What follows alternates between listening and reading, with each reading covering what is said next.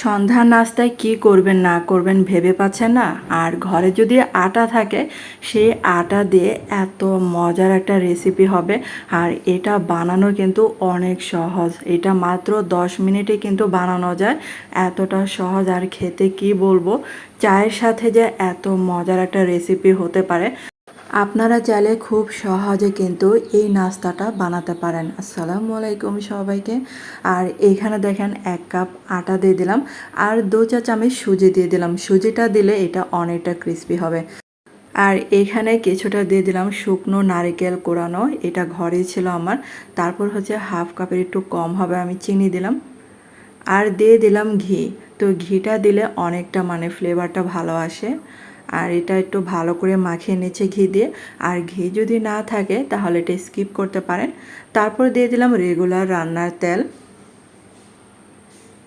এখানে হচ্ছে 3-4 চামচের মতো হবে আমি রান্নার তেলটা দিয়েছিলাম।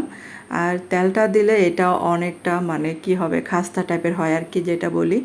আর এই যে দেখেন ভালো করে মাখিয়ে নিচ্ছে। আর এই নাস্তাটা অনেকটা মচমচা হয়। তারপর হচ্ছে দেখেন এই যে অল্প একটু পানি লাগবে, বেশি কিন্তু পানি এখানে দেওয়া যাবে না, একটু একটু করে পানি দিলেই হবে। কারণ হচ্ছে এখানে চিনিটা দিয়েছি, বেশি পানি দিলে একদম নরম হয়ে যাবে। আর এই যে আটা রুটি বানায় না, এরকম করে এটা ডো তৈরি করে নিচ্ছে। আর এখানে নারিকেল কোরানোটা দিলে কামড়ে কামড়ে যে নারিকেলের একটা ফ্লেভার আসবে, এটা যে এত ভালো লাগে। তো নারিকেলটা দেওয়ার চেষ্টা করবেন। শুকনো নারিকেল না থাকলে ফ্রেশ নারিকেলও কিন্তু দেওয়া যাবে। তারপর হচ্ছে এই যে আমি আমার পছন্দ মতো শেপে বানিয়ে নিচ্ছি।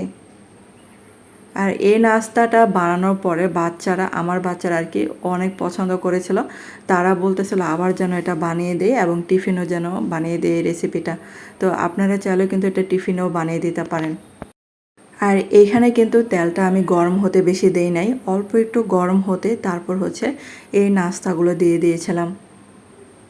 আর এই নাস্তাটা অনেকটা হচ্ছে নারকেল যে বিস্কিট খাই সেই নারকেল বিস্কিটের মতো লাগে অনেকটা, এতটা ক্রিস্পি টাইপের হয়, বিস্কিট যেরকম মচমচা হয় সেরকম আর কি। আর নারকেলটা দিলে অনেক ভালো লাগে। তারপর হচ্ছে চুলার আঁচটা কিন্তু আমি বাড়াই নাই, একদম কম আছে এগুলাকে ভেজে নিয়েছি।